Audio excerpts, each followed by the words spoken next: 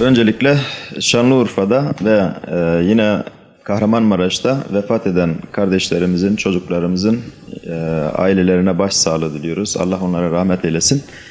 Yaralılara da bir an önce inşallah Rabbimizden şifa diliyoruz.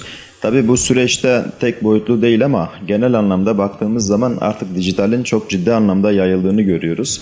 Dijital oyunların şiddet ve öfkeye sebep olması, beyin bir nevi düşünce yapısını ve akışını bozduğundan dolayı beynin yine nörotransmitter dediğimiz hisleri, duyguları oluşturan hormon akışlarını etkilediği için dolayısıyla birçok problem bu anlamda gençlerde meydana geliyor.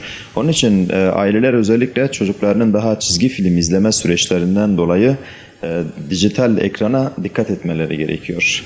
Yine okullarda gençlere özellikle Milli Eğitim Bakanlığı'nın son zamanlarda yine müfredata eklediği medya kullanımı.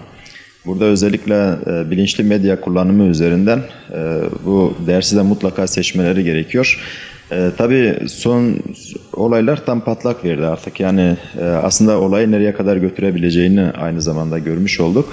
Onun için burada hani dijital oyunlar etkendir ama diğer bir etkene de baktığımız zaman yine mafya dizileri son zamanlarda biliyorsunuz ki hızlı bir şekilde yayılmaya devam etti. Rating rekorları kırmaya başladı.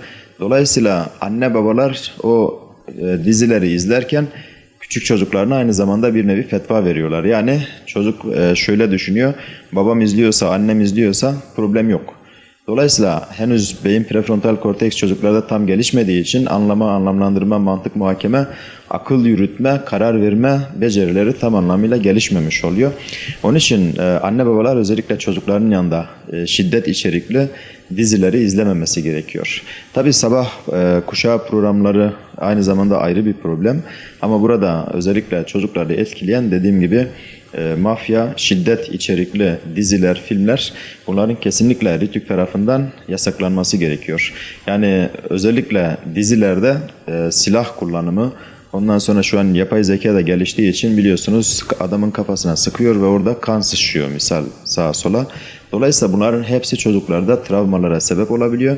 Zamanla maruz kala kala bir süre sonra aslında artık kendisinin de bunun normal olduğunu düşünmeye başlıyor. Bir diğer boyut da şu, yani son zamanlarda biliyorsunuz marif müfredatı, Türkiye Yüzyılı Marif Modeli Bakan Yusuf Tekin tarafından oluşturuldu ve ekibi tarafından.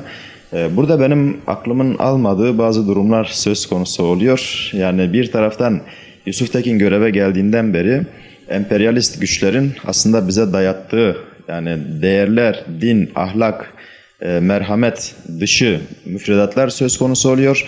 Yani pozitivizm adı altında aklı besleyip kalbi ve ruhu geride bırakan, hiçbir şekilde beslemeyen bir batı eğitim sistemini dayatmaya çalışıyorlar. Diğer taraftan şefkat, merhamet, iyi insan olma, adalet gibi kavramları, değerleri bir nevi müfredatın, marif müfredatının tam odağına yerleştiren Yusuf Tekin şu anda okullardaki hem Şanlıurfa'daki hem Kahramanmaraş'taki okullardaki o katliamların sebebi olarak ve gösteriliyor ve Yusuf Tekin istifa diye bağırıyorlar. Şimdi burada bir akıl tutulması söz konusu. Bir taraftan çocukların bu vahşeti işlememesi, bu ve benzeri vahşetleri işlememesi, alet olmaması ve bundan dolayı merhameti, şefkati, adaleti bir şekilde çocuklarımıza aktarmaya çalışan, değer aktarımını yapmaya çalışan Yusuf Tekin var. Diğer tarafta bu katliamları yapanların bir nevi savunduğu işte o değersizlik durumu var. Yani hem diyorlar ki adaleti, şefkati, merhameti, iyi insan olmayı, değerler eğitimini müfredata koyamazsın, bu irticadır. Hem de bu katliamlar meydana geldiğinde Yusuf Tekin istifa diyorlar. Bakın daha önce biliyorsunuz iki sendikaydı yanılmıyorsam ne yapıyor? Yusuf Tekin'in, Milli Eğitim Bakanımızın işte sıkıntılı bölgelerdeki okullara polis görevlendirme sürecini dile getirdiğinde Yusuf Tekin istifa. Neden? Çünkü sen okulları karakola çevirmeye çalışıyorsun dediler. Şimdi bu katliamlar oldu. Bu sefer de yine Yusuf Tekin istifa diyorlar. Neden? Çünkü sen gerekli tedbirleri almadın. Ya bir durun, bu akıl tutulması. ya da ideolojik saplantı desek daha mantıklı olur. Neden? Bir taraftan tedbir almaya çalışanı engelliyor bu kesim. Bir taraftan da tedbir almadın diye eleştiriyor. Yine istifa diyor bu kesim. Onun için ben buradan bütün sivil toplum kuruluşlarımıza, başta Sayın Cumhurbaşkanımıza sesleniyorum. Diyorum ki Yusuf Tekin Bakan'a sahip çıkın. Yani bu önemli. Destek olun. Bu önemli. Zaten Sayın Cumhurbaşkanı ne yapacağını biliyor. O ayrı mesele. Ama sivil toplum kuruluşları bu anlamda bakın bizzat bizim hazırlamış olduğumuz Profesör Doktor Abdülhak Halim Ulaş'la birlikte hazırlamış olduğumuz bir basın bildirisi şu an basında. Dolayısıyla 314 STK Türkiye genelinde, kaldı ki şunu da not düşeyim. 2 günde ulaşabildiğimiz sayı bu 314. Şöyle bir haftalık bir vaktimiz olsaydı inanın 1000 STK'yı rahat geçeriz. Ama buna vaktimiz olmadığından dolayı, benim de hem konferanslarım hem çalışmalarım yoğun olduğundan dolayı 2 günlük bir süreçte ulaşabildiğim sayı bu dolayısıyla.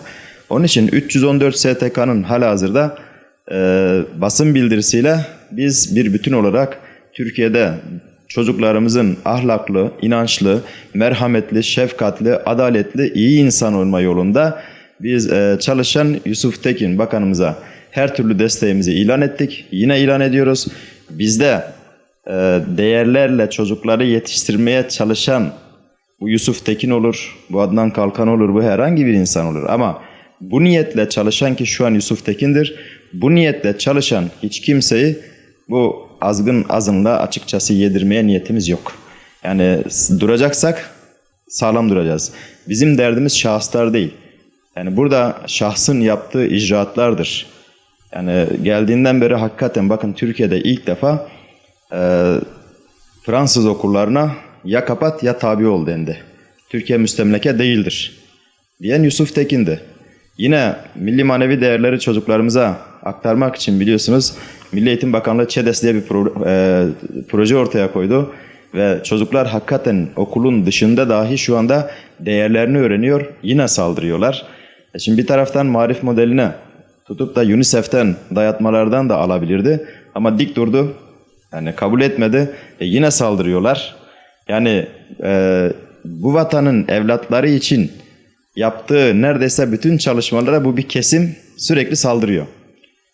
Ama diğer taraftan yani Avrupa'nın köreleştirici, emperyalist o güçlerin dayattıklarını ise modern olarak görüyorlar. Ve çocuklarımıza onu kazandırmaya çalışıyorlar. Ya Avrupa'nın durumu ortada. Yani bir aile sistemi kalmadı ortada, bir ahlak sistemi kalmadı ortada biliyorsunuz. Dolayısıyla burada belki de sosyal medyanın ve dijitalizmin bu kadar kuşatma, büyük kuşatması altında çocuklarımıza dediğimiz gibi o şefkati, merhameti öğretmeye çalışan bir bakana ancak teşekkür edilir. Karşı çıkılmaz diye düşünüyorum. Not, eğer ki niyeti iyi ise, eğer ki ideolojik saplantılarında, siyasi ideolojik saplantılarında eğer saplanmamışsa, o bataklığa batmamışsa, bu vatana, bu millete, insanlarımıza, bu ümmete zerre kadar bir saygısı ya da zerre kadar bir bu anlamda faydası olacak bir insan kesinlikle bunlara karşı çıkmaz ve çıkmaması gerekiyor. Onun için tekrar söylüyorum, bizler çocuklarımızı sanal kumarın, dijital oyunların, ondan sonra sosyal medya çukurlarının o hissizlik, duygusuzluk ve inançsızlık, ahlaksızlık o olumsuz durumlarından kurtarmaya çalışan ve çocuklarımıza milli manevi değerlerimizi aktarmaya çalışan Yusuf Tekin ve ekibinin arkasındayız.